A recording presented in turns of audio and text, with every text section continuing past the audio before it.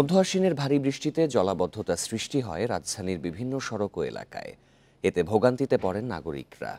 বুধবার মধ্যরাতেও রাজধানীর Arambagh, green road সহ অনেক সড়কে পানি জমে থাকতে দেখা যায়। পথচারীরা জানান, টানা প্রায় ৩ ঘন্টা বৃষ্টির কারণে অনেক সড়ক থেকে পানি নামতে দেরি হয়। এতে সড়কে চলাচলে সৃষ্টি হয় দুর্ভোগের। এছাড়া ধীরগতির কারণে কিছু সড়কে দেখা যায় যানজট। এদিকে সমুদ্র বন্দরে ৩ নম্বর সতর্ক সংকেত জারি করেছে আবহাওয়া অধিদপ্তর।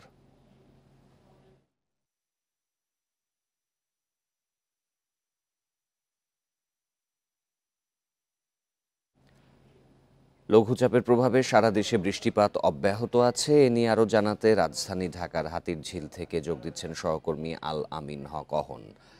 অহন, টানা বৃষ্টি হচ্ছে মধ্যরাত থেকে, তো এরপরে সড়কের পরিস্থিতি সকালে কেমন দেখা যাচ্ছে?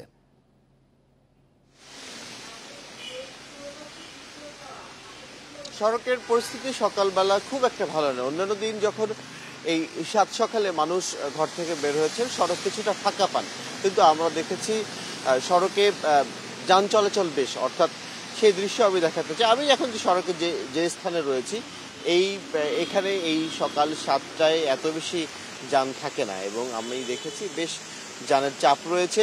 শুধু তাই নয়, আমরা খোঁজ নিয়ে যেটা জেনেছি, রাজধানীতে রাতভরে অনেক সড়কেই যানজট ছিল, এবং বৃষ্টি তো থেমে থেমে ছিল। যানজটের জন্য আমি গতকাল মধ্যরাতে যখন মালিবাগে ছিলাম, মগবাজার ওই অঞ্চলে ছিলাম, আমি দেখেছি ট্রাফিক পুলিশ রাতে না থাকার কারণে দূরপাল্লার যেসব বাস রাজধানীর ভেতরে ঢুকেছিল, সেই বাসগুলো ইচ্ছে মতো যেদিকে পেরেছে, যে লেন দখল করে দাঁড়িয়েছিল, ঠায় দাঁড়িয়েছিল। অনেক দেখেছি যে রাজধানীতে যেসব যান চলতো, তারাও আসলে নিয়ম মানেনি, যে কারণে অনেক মোড়ে জটলা লেগে যায়, এবং সেই জটলা যখন বাড়তে বাড়তে দীর্ঘ হয়ে যায়, যে কারণেই অনেকেই নির্ধারিত সময়ে ঘরে ফিরতে পারেননি। এবং আমরা জানি গতকাল সকাল থেকেও তো বৃষ্টি হচ্ছিল রাজধানীর অনেক জায়গায়, এবং সন্ধ্যা 7টার পরে সেই বৃষ্টির পরিমাণ বেড়ে যায়। টানা 1 ঘন্টা পরিমাণ বৃষ্টির ঘটনাও ঘটেছে, এবং যে কারণেই এমন দৃশ্য দেখা গেছে রাজধানীতে। এবং আমি যদি আমার ভিডিও জার্নালিস্টকে একটু বলবো, আমি দেখছিলাম যে আমি যেমনটি বলছিলাম যে ট্রাফিক পুলিশ না থাকার কারণে যেমন জটলা লেগে যায়, সেই ঠিক একই কারণ একটু আগে এখানে ঘটতে গেছে। এই ধরনের দৃশ্যের কারণেই রাজধানীতে যানজট লেগেছিল, এবং জমাটবদ্ধ পানি, বিশেষ করে অনেক স্থানে তো পানি জমে গিয়ে একেবারেই সড়কে সিএনজি চালিত অটোরিকশাগুলো যখন বিকল হয়ে যায়, সেগুলোর কারণে পেছনে যানজট লেগে যায়। এছাড়াও শুধু সিএনজি চালিত অটোরিকশা নয়, অনেকখানি তো হাঁটু পানি ছিল, আমরা দেখেছি সেই হাঁটু পানিতে অনেক যানই বিকল হয়ে যাওয়ার কারণে যানজট লেগে যায়। অর্থাৎ যে বৃষ্টি, এই মধ্য আশ্বিনের বৃষ্টিতে যে পরিমাণ নাকাল হতে হলো নগরবাসীকে, গেল বর্ষায়ও হয়তো এমন নাকাল হতে হয়নি। এবং আপনি জেনে থাকবেন, 3 নম্বর সতর্কতার সংকেতের কথা আপনি বলছিলেন, যে কারণে রাজধানীতে আজ তো সারাদিন বৃষ্টি হবে, আবহাওয়া অফিস এমনটি বলছিলেন, এবং কালও সারাদিন বৃষ্টি হবে এমনটি আবহাওয়া অফিস জানিয়েছেন, যে কারণে এই যে দুর্ভোগ রাজধানীবাসীর, সেটি সহসায় কাটছে না। রাতভর টানা বৃষ্টিতে ঢাকার পরিস্থিতি শুনছিলাম সহকর্মী অহনের কাছে। এবারে চট্টগ্রামের পরিস্থিতি জানাতে যোগ দিচ্ছেন সহকর্মী অনুপম শীল। অনুপম, মধ্য আশ্বিনের ভারী যে বৃষ্টি হচ্ছে, সেটি বর্ষাকালের চেয়ে বেশি ভোগান্তি বয়ে এনেছে নগরবাসীর জীবনে। তো চট্টগ্রামে প্রভাব কেমন দেখা গেছে এই বৃষ্টির?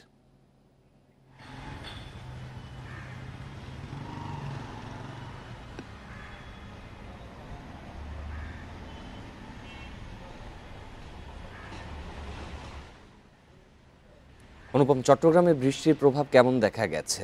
চট্টগ্রামে আমরা যদি বলি যে গত প্রায় 2 ঘন্টা ধরে চট্টগ্রামে কিন্তু বৃষ্টি নেই, তবে গতকাল সারা রাত ধরে বৃষ্টি হয়েছে, যার ফলে আসলে এই মুহূর্তে বৃষ্টি না থাকার কারণে চট্টগ্রামের বিভিন্ন জায়গায় যে সড়কে বা বিভিন্ন নিচু এলাকায় যে পানি দেখা গেছে, সেটি ইতিমধ্যে নেমে গেছে। তবে সড়কে কাদা জলের যে ভোগান্তি, সেটি আছে। আমরা এখন লালখান বাজার এলাকায় আছি। আপনি নিশ্চয়ই আমার পেছনে যেই সড়ক, সেখানে দেখতে পাচ্ছেন যে বৃষ্টির শেষে যে পানি নেমে যাওয়ার পরে যে কাদা জল, সেই কাদা জলের ভোগান্তি আছে।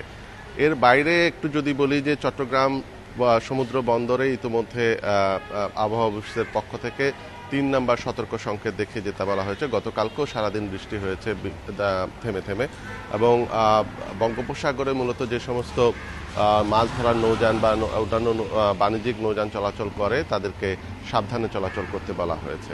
এবং এই প্রেক্ষাপটে আসলে আমরা দেখছি যে যেহেতু এখন আসলে মাছ ধরার একটি বড় মৌসুম, সেক্ষেত্রে জেলেদের একটি বড় ভোগান্তি বা অসুবিধা তৈরি হয়েছে। আবহাওয়া অফিস আগামী 24 ঘন্টায়ও চট্টগ্রাম এবং এর আশপাশের এলাকায় বিভিন্ন এলাকায় তারা মাঝারি থেকে ভারী বৃষ্টির তারা পূর্বাভাস করেছে, এবং তারা বলছে যে আগামী 24 ঘন্টায়ও এই যে বৃষ্টি থেমে থেমে হচ্ছে বিভিন্ন জায়গায় চট্টগ্রামের আশপাশের এলাকায়, সেটি হতে থাকবে।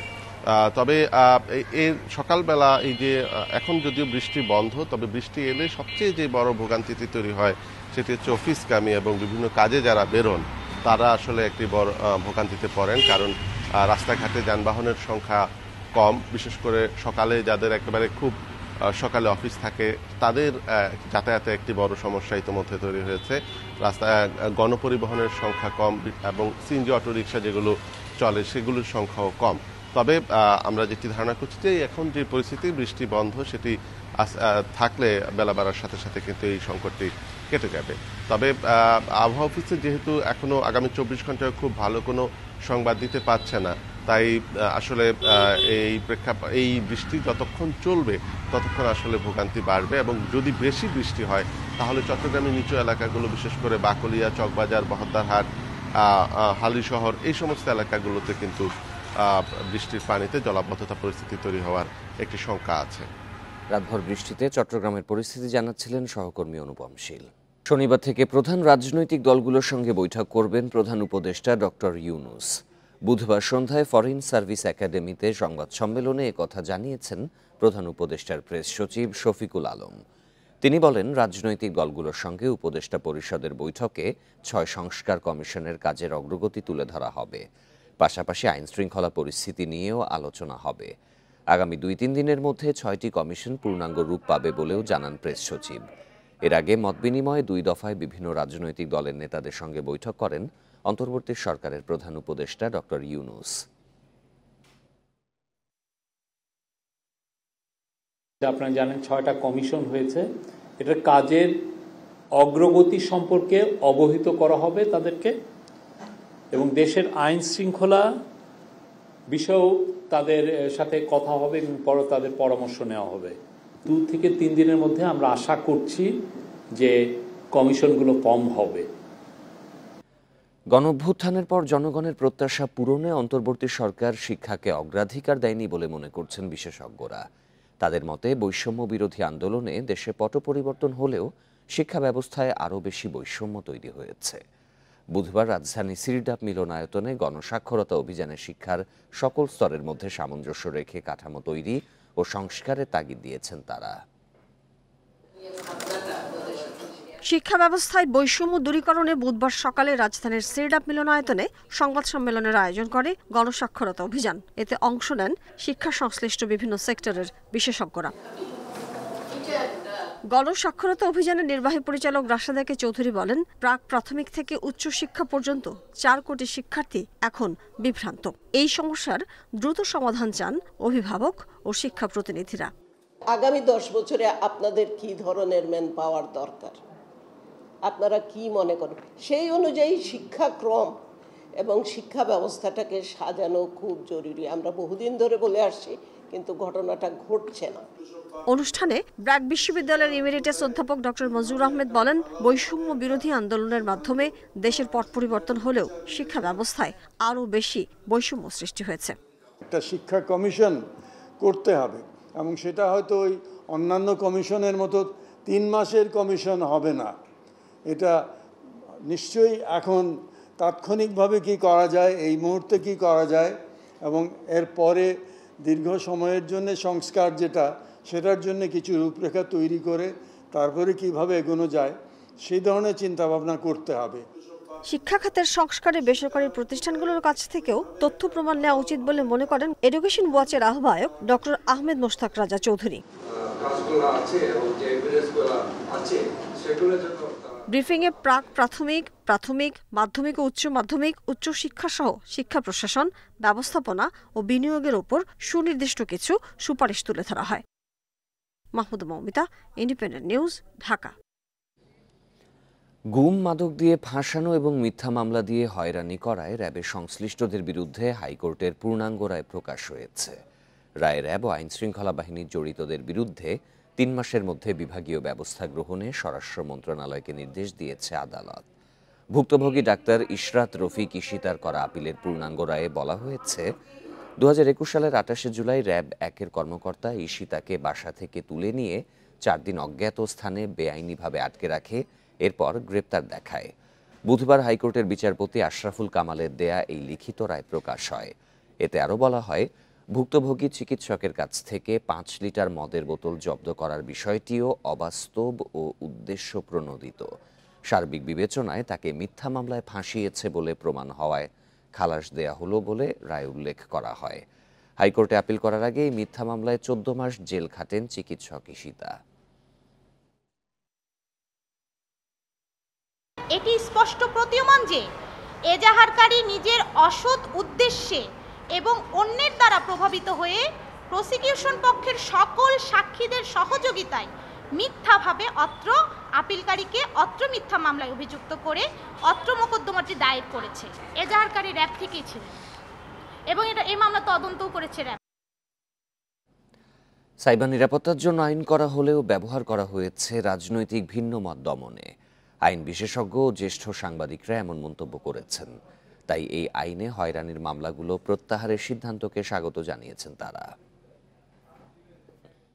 2006 সালে হয় তথ্য যোগাযোগ প্রযুক্তি আইন। চাপের মুখে 2018 সালে এটিই হয় ডিজিটাল নিরাপত্তা আইন এবং 2023 সালে সাইবার নিরাপত্তা আইন। এবছরের আগস্ট পর্যন্ত 8টি সাইবার ট্রাইব্যুনালে মামলা দাঁড়িয়েছে 5818টি। বিশ্লেষকরা বলছেন, আইনের নাম বদল করা হলেও ব্যবহার করা হয়েছে একইভাবে। বেশিরভাগ ক্ষেত্রে অপপ্রয়োগ করা হয়েছে বলে অভিযোগ করেন তারা। বিগত সরকারের পুরো সময়টাতে দেখবেন যে আসলে রাস্তায় মানুষের আন্দোলন, রাস্তায় মানুষের মত প্রকাশ করার জন্য দাঁড়ানো, ফ্রিডম অফ অ্যাসেম্বলি, এই ধরনের বিষয়গুলো কিন্তু হারিয়ে গিয়েছিল। আলটিমেটলি মাধ্যম ছিল কিন্তু সেই অনলাইন মাধ্যমে। অনলাইনেও যাতে কোনোভাবে কোনো ধরনের প্রতিবাদ কিংবা কোনো ধরনের পলিটিক্যাল ডিসেন্ট বলেন, অন্য যে কোনো ফর্ম অফ ডিসেন্ট, সেগুলোকে রুদ্ধ করার জন্যে এই আইনগুলোকে করা হয়েছে। এই ধরনের আইন যে কাউকে আপনার যে কোনো সময় অ্যারেস্ট করতে পারে।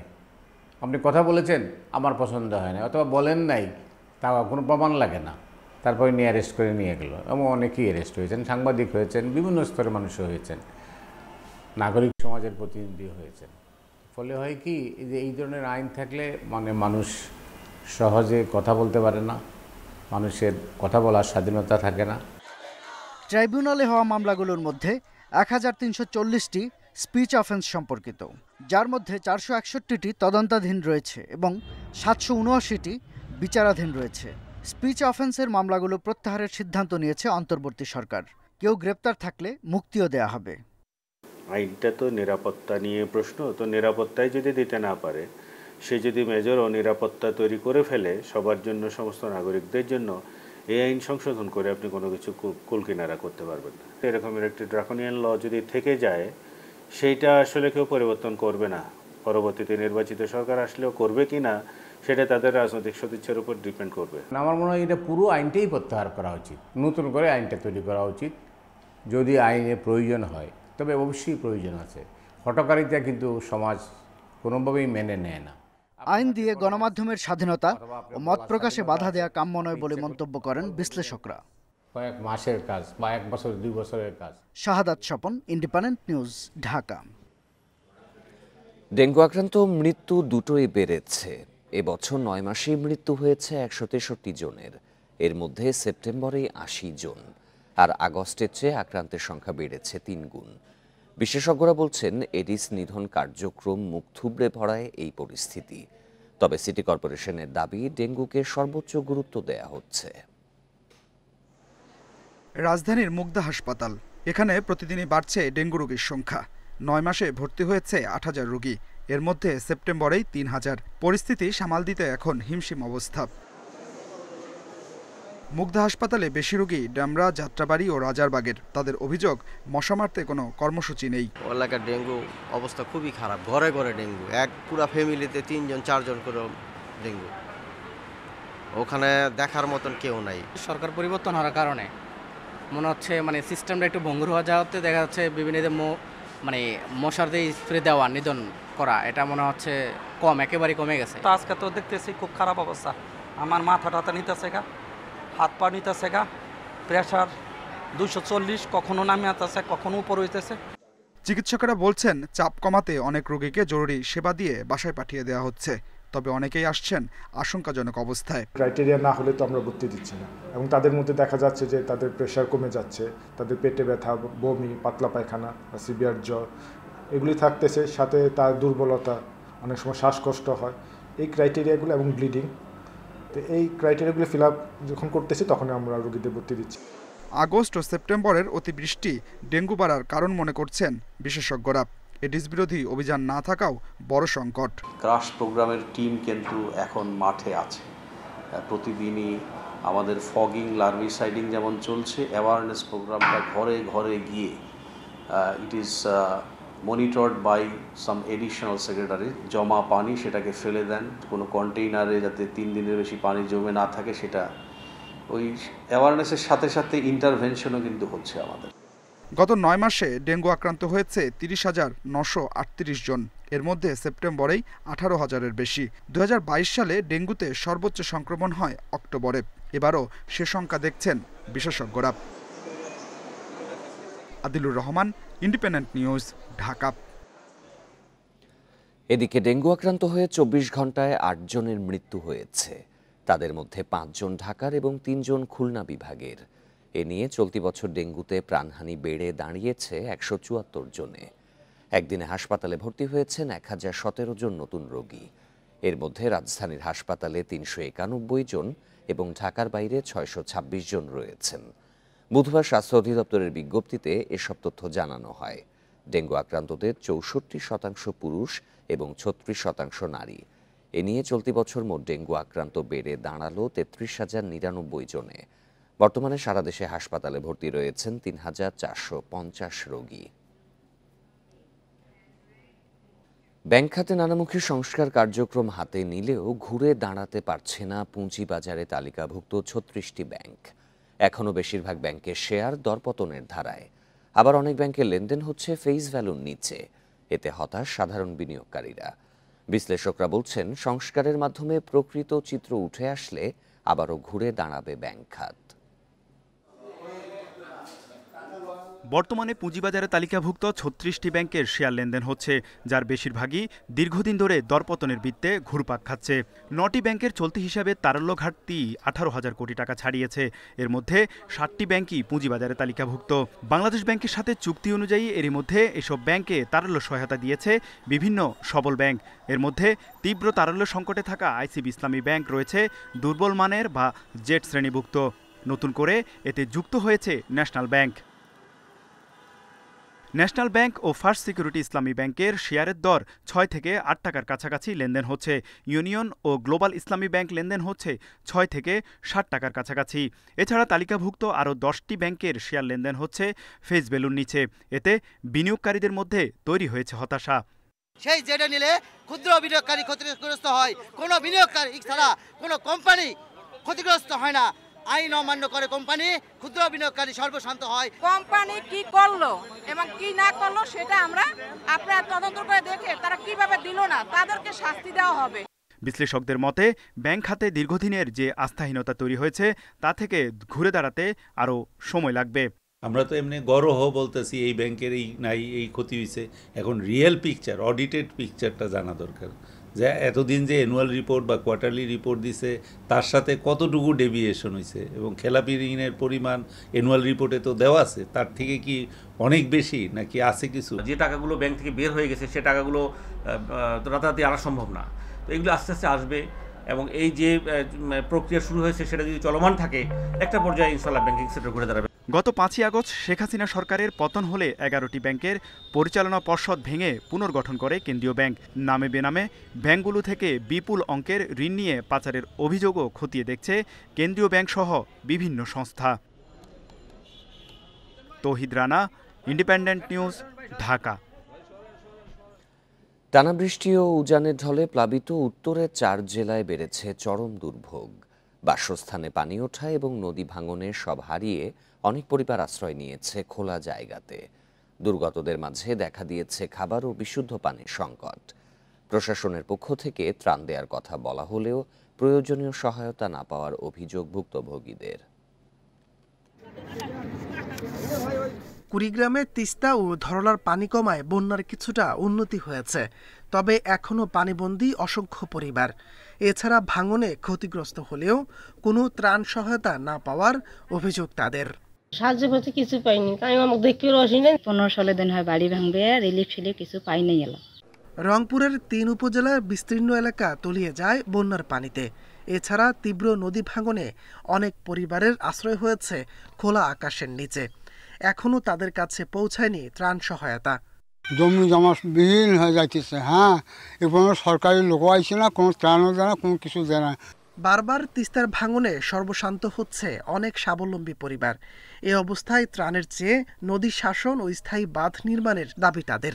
ওই সামান্য ত্রাণ দিয়ে আমাদের কিছু হবে না, আমরা চাই নদী শাসন। যে জায়গাগুলো অধিক ঝুঁকিপূর্ণ সেগুলোকে বিবেচনায় এনে আমরা আমাদের প্রয়োজনে বাজেট বরাদ্দর সাপেক্ষে ইতিমধ্যে কিছু কিছু স্থানে জিও ব্যাগ ফেলে কাজ চলমান আছে, যাতে ভাঙনের ঝুঁকিটা প্রশমিত করা সম্ভব হয়। এদিকে তিস্তার পানি বিপদসীমার নিচে থাকায় লালমনিরহাটেও পরিস্থিতির অনেকটা উন্নতি হয়েছে, তবে পানিবন্দী এলাকায় দেখা দিয়েছে বিশুদ্ধ পানি ও খাবার সংকট। জেলা প্রশাসনের পক্ষ থেকে ত্রাণ সহায়তা দেওয়ার কথা বলা হলেও প্রয়োজনের চেয়ে তা খুবই কম বলে অভিযোগ ভুক্তভোগীদের। তাপস সরকার, ইন্ডিপেন্ডেন্ট নিউজ। উত্তরের বন্যা পরিস্থিতির আরও খবর জানাতে বা লালমনিরহাট থেকে যোগ দিচ্ছেন সহকর্মী মাঝারুল ইসলাম। মাঝারুল, তিস্তার পানি তো বিপদ সীমার নিচে রয়েছে, তো লালমনিরহাটের পরিস্থিতির উন্নতি বেশ হয়েছে, তবে পানিবন্দী এলাকায় যে সংকটগুলো দেখা যাচ্ছে কর্তৃপক্ষ সেই বিষয়ে কোনো ব্যবস্থা নিয়েছে কি?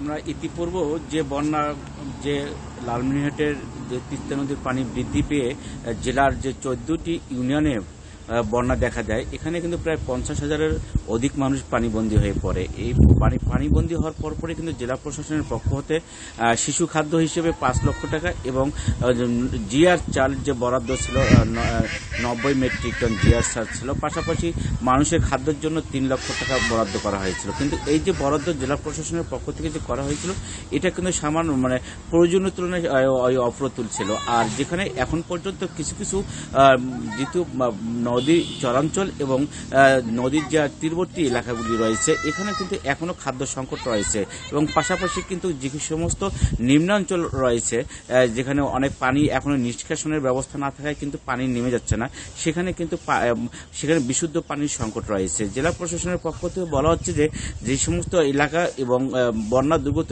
এলাকা রয়েছে এবং বন্যা পরবর্তী সময়ে যদি কোথাও ত্রাণের সংকট দেখা দেয়, তারা কিন্তু ইতিমধ্যে একটি কথা বলেছেন যে এই সপ্তাহে তারা বন্যা দুর্গত এলাকার মানুষের জন্য ত্রাণ বরাদ্দ করবেন। পাশাপাশি এই বন্যার পরে কিন্তু এখন নদী ভাঙন দেখা দিয়েছে। এই বিভিন্ন জেলার আদিতমারি, লালমনিরহাট সদর, হাতীবান্ধা উপজেলার যে চরাঞ্চল এবং নদীর তীরবর্তী এলাকাগুলোতে এই ভাঙন দেখা দেওয়ার কারণে কিন্তু অনেক পরিবার নিঃস্ব হয়ে যাচ্ছে। আর এই সমস্ত পরিবার তারা উঁচু স্থানে বা আত্মীয় স্বজন কেউ বাঁধে আশ্রয় নিচ্ছে। এখানে জেলা প্রশাসনের সাথে বলা হচ্ছে যে এই সমস্ত ক্ষতিগ্রস্ত পরিবারদের যারা ক্ষতিগ্রস্ত হচ্ছে ইউনিয়ন পর্যায়ে যারা জনপ্রতিনিধি রয়েছেন তাদের মাধ্যমে তাদের ক্ষতিগ্রস্ত পরিবারদের সংখ্যা নিরূপণ করে তাদেরকে ক্ষতিগ্রস্ত পরিবারদের নিয়ে। এই ছিল আমার কাছে সর্বশেষ। লালমনিরহাটের পরিস্থিতি জানাচ্ছিলেন সহকর্মী। খামারিদের কাজে আসছে না নড়াইল সরকারি মৎস্য বীজ উৎপাদন খামার ও প্রশিক্ষণ কেন্দ্র। বিগত সময়ে এই প্রতিষ্ঠান থেকে মিঠা পানির মাছের রেণু পাওয়া গেলেও এখন উৎপাদন বন্ধ। পানিতে অতিমাত্রায় আয়রন আছে জানিয়ে মৎস্য বিভাগ বলছে উৎপাদনে যেতে হলে সংস্কার জরুরি। একসময় রুই কাতলা মৃগেল মাছের রেণু উৎপাদন হতো এখানে। 1982 সালে নড়াইলে প্রতিষ্ঠিত এ সরকারি মৎস্য বীজ উৎপাদন খামার ও প্রশিক্ষণ কেন্দ্র চালুর কয়েক বছর পরই বন্ধ হয়ে যায়। 2001 সাল থেকে 2 বছর চিংড়ির রেণু উৎপাদন করে ফের বন্ধ হয় প্রতিষ্ঠানটির কার্যক্রম। এতে জেলার খামারিদের রেণু সংগ্রহ করতে যেতে হচ্ছে ময়মনসিংহ, যশোর, সাতক্ষীরা সহ অন্য জেলায়, আর পরে থেকে নষ্ট হচ্ছে যন্ত্রপাতি। ফিশারি অফিসই কোনো মাছ শাক পাওয়া যায় না, কোনো চারা রেণু পাওয়া যায় না, চারা মাছ কোনো বড় মাছ পাওয়া যায় না। অনেক কষ্ট করে জাতি হয়, আসটি পথে মাছ অক্সিজেন ফিল করে মারা যায়, ক্যারিং খরচ বেশি হয়। আমাকে বাড়ির ধারে নড়াইল জেলায় একটা মাছের হ্যাচারি থাকলে আমাদের বিরাট উন্নত, আমাদের কাছে কাছে ক্যারিং খরচটা কম হবে। খামারের পানিতে অতিরিক্ত আয়রন থাকায় উৎপাদন সম্ভব হচ্ছে না বলে জানান জেলা মৎস্য কর্মকর্তা। বলেন, রেণু উৎপাদন করতে হলে খামারের সংস্কার দরকার। ম্যাক্সিমাম পানির লাইনগুলো আয়রনের কারণে আটকে যাওয়ার ফলে আমাদের এই কার্যক্রমটা, রেণু উৎপাদন কার্যক্রমটা আমাদের এই কয়েক বছর ধরে বন্ধ আছে। তারপরে এটা আমরা সংস্কারের জন্য আমাদের কর্তৃপক্ষকে, আমাদের মন্ত্রণালয়কে, আমাদের অধিদপ্তরকে আমরা জানিয়েছি। এখানে একটা এস্টিমেটও করা হয়েছে। দ্রুত সমস্যার সমাধান করে প্রতিষ্ঠানটি তাদের চাহিদা মেটাবে, এমনটাই প্রত্যাশা মৎস্যজীবীদের। Independent news. চট্টগ্রাম নগরীর প্রধান সড়কে ব্যাটারি চালিত রিকশা চলাচল বন্ধের নিষেধাজ্ঞা মানছে না কেউই। পুলিশের উপস্থিতিতেই প্রধান সড়কে উঠে পড়ছেন চালকরা। এতে প্রায়শই ঘটছে দুর্ঘটনা। বিদ্যুৎ সাশ্রয়ে ব্যাটারি চালিত রিকশা বন্ধে পুলিশকে আরও কঠোর হওয়ার দাবির তাগিদ। 9 সেপ্টেম্বর নগরীর প্রধান ও গুরুত্বপূর্ণ সড়কে ব্যাটারি চালিত রিকশা চলাচলে নিষেধাজ্ঞা আরোপ করে চট্টগ্রাম মেট্রোপলিটন পুলিশ। দিনে দুপুরে সড়কে দাপিয়ে বেড়াচ্ছে অবৈধ যানবাহন। ট্রাফিক পুলিশের কড়াকড়িতেও থেমে নেই ব্যাটারি চালিত রিকশার দাপট। বেপরোয়া গতি, ত্রুটিপূর্ণ ব্রেক সিস্টেম ও অদক্ষ চালকের কারণে প্রায়ই ঘটছে দুর্ঘটনা। ব্যাটারি চালিত রিকশা নিয়ন্ত্রণ ও চালকদের সচেতনতার উপর জোর দিচ্ছেন নগরবাসী। আমরা বড় রাস্তায় আসতে পারলে মনে করেন না দুইটা ভাড়া মারতে পারি, হ্যাঁ, একটু সচরাচরভাবে চলা যায়। তারা এত স্পিডে গাড়ি চালায়, তারা অনেক সময় অ্যাক্সিডেন্ট করে বসে থাকে। কোনো ব্রেক নাই, কিছু নাই, ঠিকমতো সিগন্যাল দিলাম, সিগন্যাল দিলে জায়গায় দাঁড়াচ্ছে না। ব্যাটারি চালিত রিকশা বন্ধে অভিযান চলছে বলে জানিয়েছে ট্রাফিক বিভাগ। একটা বড় অংশ জড়িত যাদের জীবন জীবিকার একমাত্র মাধ্যম এটা, সুতরাং আমরা প্রথম দিকে এতটা কঠোর না হয়ে তাদেরকে ধীরে ধীরে একটা পর্যায়ে নিয়ে আসতে চেষ্টা করছি। নগরবিদরা বলছেন, চালকদের বিকল্প কর্মসংস্থানের পাশাপাশি ব্যাটারি চালিত রিকশার যন্ত্রাংশ আমদানি বন্ধ করতে হবে। চট্টগ্রাম মহানগরীতে সেই যে অটোরিকশার যে দৌরত্ব, সেটি চরমে, নিয়মিত দুর্ঘটনা ঘটছে এবং সেখানে সবচেয়ে বড় ব্যাপার হচ্ছে এই অটোরিকশাগুলোর যে গঠন, এই কাঠামোগত গঠন কিন্তু আসলে ত্রুটিপূর্ণ। চট্টগ্রাম মহানগরের বিভিন্ন এলাকায় প্রায় 20,000 অবৈধ ব্যাটারি চালিত রিকশা চলাচল করছে। Abdullah Rakib, independent news, Chattogram. Digital শহরের কথা বলা হলেও সিলেটে এখনও হাতের ইশারায় চলে ট্রাফিক ব্যবস্থাপনা। বিভিন্ন সময় প্রকল্প নেওয়া হলেও আলোর মুখ দেখেনি আজও। নগরীর ক্রমবর্ধমান যানবাহনের চাপে যানজট দিনে দিনে অসহনীয় হয়ে উঠেছে। পর্যটক সহ নগরবাসীর এই ভোগান্তি নিরসনে নেই কোনো উদ্যোগ। 2002 সালে পৌরসভা থেকে সিটি কর্পোরেশনে উন্নীত হয় সিলেট। সময়ের ব্যবধানে পরিধি বেড়েছে এই শহরের, বেড়েছে জনসংখ্যা, যানবাহন। নগরীর ট্রাফিক ব্যবস্থাপনার আধুনিকায়নে 1996 সালে 7টি পয়েন্টে সিগন্যাল লাইট বসানো হয়, কিন্তু 2013 সালে সড়ক সম্প্রসারণের সময় তা সরিয়ে ফেলা হয়। এরপর থেকে হাতের ইশারায় নিয়ন্ত্রণ হচ্ছে যানবাহন চলাচল। সিগন্যালের কারণে যানজট সবসময় লেগে থাকে এবং আমাদের মানুষের সচরাচর রাস্তা পারাপার হইতেও সমস্যা। আর সবুজ বাতি জ্বললে আমরা চললাম, অন্য ভাই লাল বাতি জ্বললে ওটা চললো, এটা বাক্কা আগে আছে। এখন তো আমরা ডিজিটাল বাংলাদেশ টাকা তো এটা না। পুলিশ বলছে, সিগন্যাল লাইট না থাকায় যানবাহন নিয়ন্ত্রণে অতিরিক্ত সদস্যকে কাজ করতে হচ্ছে বিভিন্ন পয়েন্টে। আমরা এখন ম্যানুয়ালি চালিয়ে যাচ্ছি। আমরা আশা করি অতি শীঘ্রই অন্যান্য মহানগরের মতো এই ট্রাফিকের সুযোগ সুবিধা বাড়বে। সদাশয় সরকার, সিলেট মেট্রোপলিটন পুলিশ এবং সিটি কর্পোরেশনের যৌথ উদ্যোগে জনবান্ধবপূর্ণ একটি ট্রাফিক ব্যবস্থা গড়ে উঠবে। সিটি কর্পোরেশনের আধুনিক সিগন্যাল লাইট স্থাপনের পরিকল্পনা উদ্যোগ রয়েছে কাগজে কলমে।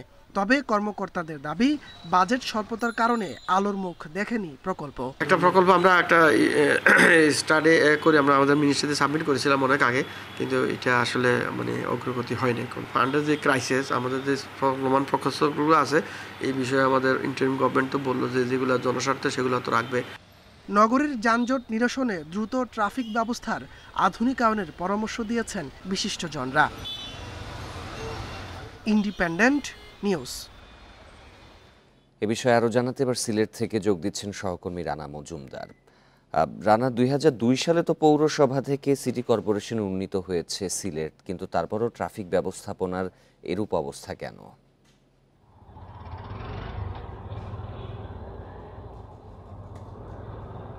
দেখুন, আসলে এই যে 2002 সালে পৌরসভা থেকে সিলেট সিটি কর্পোরেশন যখন উন্নীত হয়, এরপরে আমরা দেখেছি যে সিলেটকে কিন্তু একটি ডিজিটাল নগরী হিসেবে, প্রথম ডিজিটাল নগরী হিসেবে ঘোষণা করা হয়। কিন্তু সিলেটের যে ট্রাফিক সিগন্যালের যে এই যে অবস্থা, এই অবস্থার কারণে যারা নগরবাসী রয়েছেন তারা অনেকেই অভিযোগ করছেন যে এটি শুধুমাত্র নামেই একটি ডিজিটাল নগরীতে পরিণত হয়েছে, কিন্তু অন্যান্য দিক থেকে আসলে এর যে প্রতিফলন সেটি কিন্তু আসলে দেখা যাচ্ছে না। পাশাপাশি যে বিষয়টি হচ্ছে যে এই যে 1996 সালে যখন পৌরসভা ছিল, তখন কিন্তু নগরীর 60টি গুরুত্বপূর্ণ পয়েন্টে ট্রাফিক সিগন্যাল বাতি লাগানো হয়। কিন্তু এই যে সিগন্যাল যে লাইটগুলো লাগানো হয় সেটি আবার 2013 সালে রাস্তা সম্প্রসারণ করার কারণে কিন্তু সেগুলো আবার অপসারণ করা হয়। এটি অপসারণ করার পরবর্তীতে এই যে 2024 সাল পর্যন্ত আমরা দেখলাম যে এখন পর্যন্ত এই যে ট্রাফিক সিগন্যাল লাইটের ব্যাপারে কোনো ধরনের আসলে পদক্ষেপ নেই। মাঝখানে যে বছরগুলো গেছে সেই বছরগুলোতে যারা সংশ্লিষ্ট কর্তৃপক্ষ রয়েছেন, বিশেষ করে ট্রাফিক বিভাগ কিংবা সিলেট সিটি কর্পোরেশন, তারা কিন্তু আসলে বিভিন্ন সময়ে নানা ধরনের পরিকল্পনার কথা তাদের কাছ থেকে আমরা শুনেছি, নানা ধরনের প্রকল্পের কথা আমরা শুনেছি, কিন্তু আসলে সেগুলোর কোনো ধরনের বাস্তবায়ন কিন্তু হয়নি এবং এগুলো মূলত আলোর মুখ এখনো পর্যন্ত দেখেনি। এবং এই কারণে নানা ধরনের ভোগান্তিতে পড়তে হচ্ছে নগরবাসী সহ যারা ট্রাফিকের ব্যবস্থাপনায় কাজ করছেন তাদেরকেও। আমরা যারা নগরবাসী রয়েছেন কিংবা যারা এসব রোড দিয়ে চলাচল করেন, যাত্রী সাধারণ কিংবা যারা চালক রয়েছেন, তাদের সঙ্গে আমরা কথা বলেছিলাম। তারা বলছেন যে আসলে এই যে ট্রাফিক সিগন্যালে যারা কাজ করছেন ট্রাফিক পুলিশরা, তারা যখন আসলে হাত দিয়ে তারা যখন আসলে ট্রাফিকের সিগন্যালটি দেন, তখন দূর থেকে অনেকেই কিন্তু সেটি দেখতে পান না। সেক্ষেত্রে তারা কিন্তু অনেকেই স্পিডে থাকলে, যখন গাড়ি চালানোর স্পিডে থাকেন, তখন কিন্তু তাদেরকে নিয়ন্ত্রণ করাটা একটু সমস্যায় পড়তে হয় বলে তারা জানিয়েছেন। এতে করে আসলে যে কোনো ধরনের দুর্ঘটনা, পাশাপাশি যানজটের মতো যে ভোগান্তিগুলো রয়েছে সেগুলোতে কিন্তু নগরবাসীদের পড়তে হয়। সেক্ষেত্রে যাত্রী সাধারণ কিংবা যারা ট্রাফিক ব্যবস্থাপনায় কাজ করছেন কিংবা যারা চালক যারা রয়েছেন, তারা বলছেন যে এটিকে দ্রুত যেন এই ব্যবস্থাটি ফিরিয়ে আনা হয়, অর্থাৎ ট্রাফিক সিগন্যালের যে ব্যবস্থাটি সেটি যেন আসলে আধুনিকায়ন করা হয়, এটি বলছেন তারা।